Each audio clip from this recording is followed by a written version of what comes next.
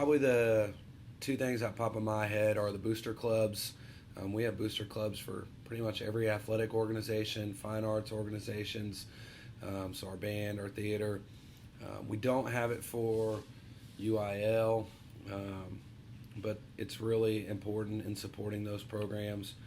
And then the other major thing that we have is our Sanger Education Foundation, which is really important for us. Academically, it provides a lot of instructional support through grants, scholarships, and they help the teachers as well as students that are graduating. How do we strengthen those, get the businesses or communities to buy into that? We have a district liaison, Valerie Foster, who helps go out and provide outreach services for the community with the Sanger Education Foundation, with the booster clubs.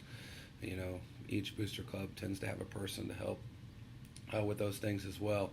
I think with any organization that you have that's tied to the school but not run directly by the school, the things you need to do is to make sure you're willing to work together, that you're open and honest. I think the whys are important.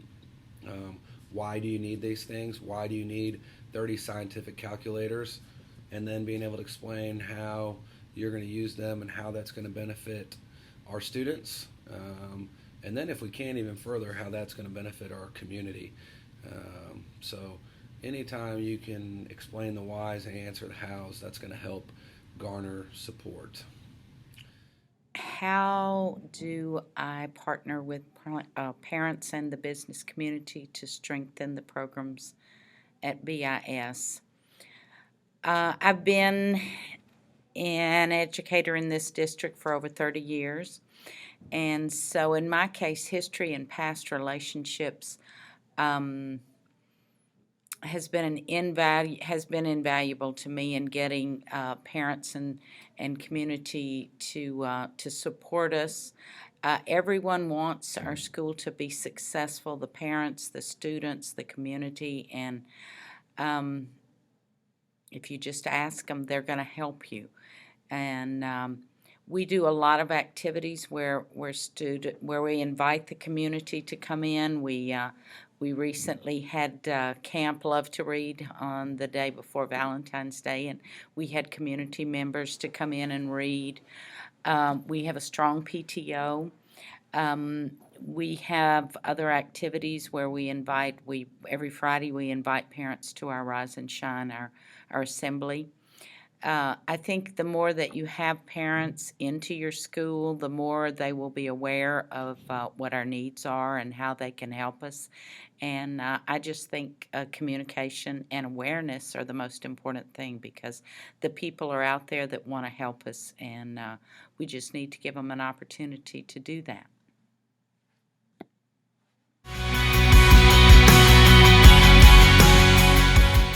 With regard to how do we communicate effectively with diverse groups, I think a lot of it is making sure that you understand first and foremost that the interest of the students is always your biggest priority, and being able to communicate that to parents, school board members, and certainly any sort of financial or demographic representing in your district. I think having that perspective always, that you are first and foremost about the interest of the students, is the most important thing. I think in any kind of case like that, you're going to find common denominators. Certainly, if it warrants to make sure that you are communicating in their native language, if there is a language barrier, and providing those in every written form or audio form, or have a translator on hand if it's in live. All of our phone messages are always translated. All of our written messages are always translated, and we always have something in a parent meeting where we have translated. Well, first of all, our community is not that diverse racially or ethnically. We have a little bit of socioeconomic diversity, and we have a growing Hispanic population, but that's still at less than 20% in our community. But we still try to make sure that we're effectively communicating with everybody. So one thing that we've done as our Hispanic population has grown is found ways to communicate in Spanish language because most of ours are migrant workers or first generation students coming here to school. So we provide translations for written documents, for email documents, and even for our phone service. We have a translator on, I think, every campus in the district. We have one on our high school who's also an aide, and every once in a while we do pull our Spanish teachers in to help us out in a situation.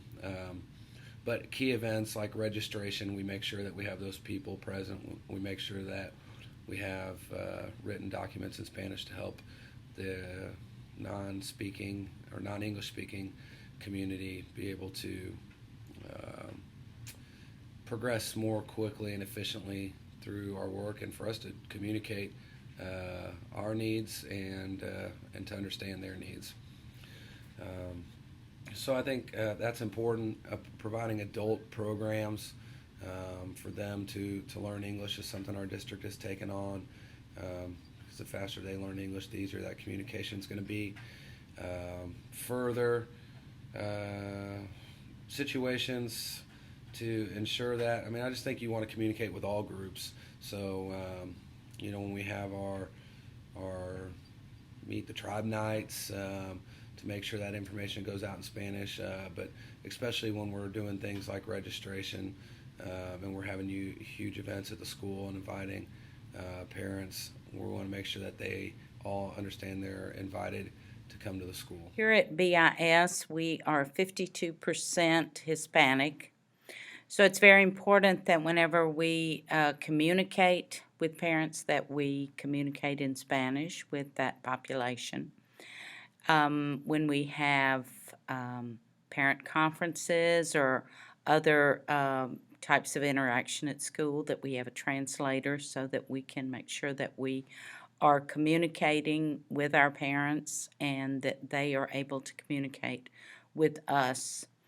I think it's also important to have an appreciation for the culture of whatever group is a majority, in this case majority minority, and so we do try to showcase some of the things that are part of their culture, dancing, cooking, those kinds of things. So I think that goes a long way to help give parents a feeling that we appreciate their culture and that we're glad that they are here with us. We have 68% economically disadvantaged students here at our school, and so we do have to do some additional work on making sure we understand poverty. We've done some poverty simulations. We have done some book studies on poverty so that we are better able to understand how to serve those students who are economically disadvantaged, and we have a rather large percentage of homeless as well. So I think professional development is important so that we can meet the needs of these students.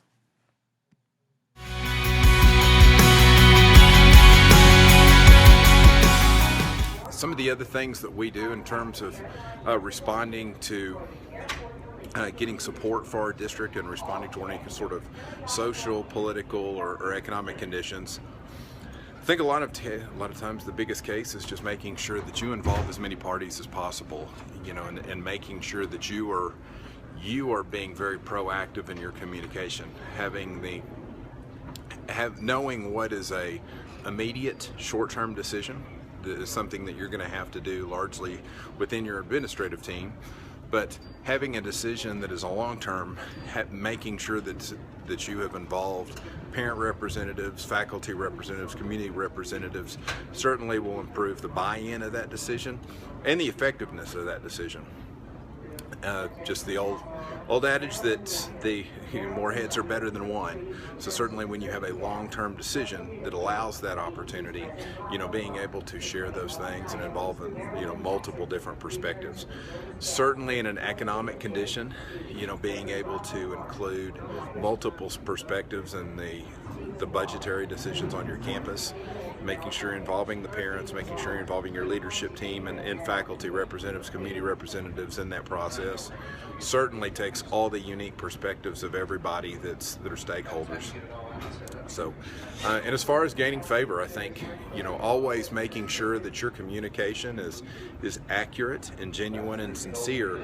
As far as having the favor or getting the support of all the stakeholders in your district, I think that any time that you're consistent in your message,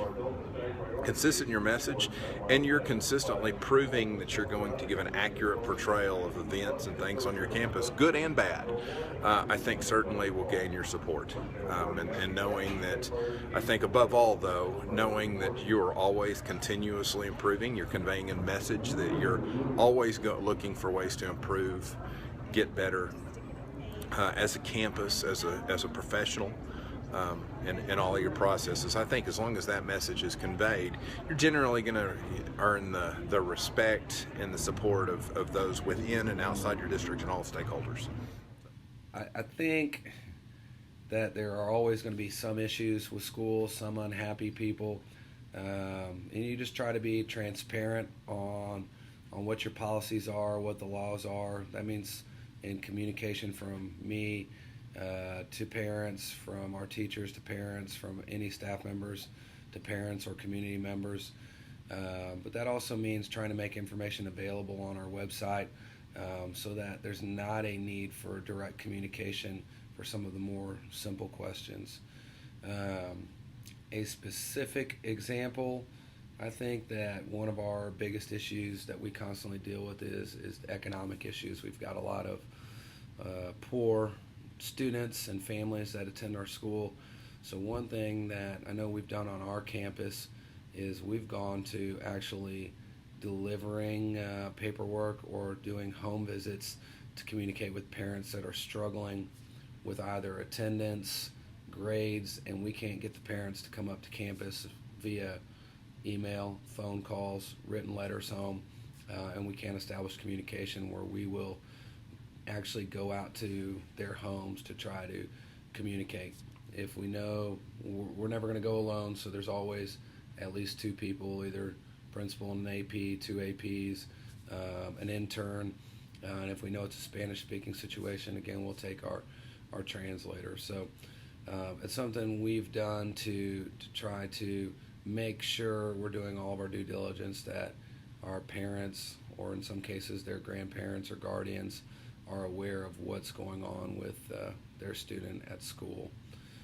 So that's probably a specific example that I think is an area that we've improved in, but we need to continue to monitor. Very recently, our community has suffered some major layoffs at one of our largest local employers, Devon Energy.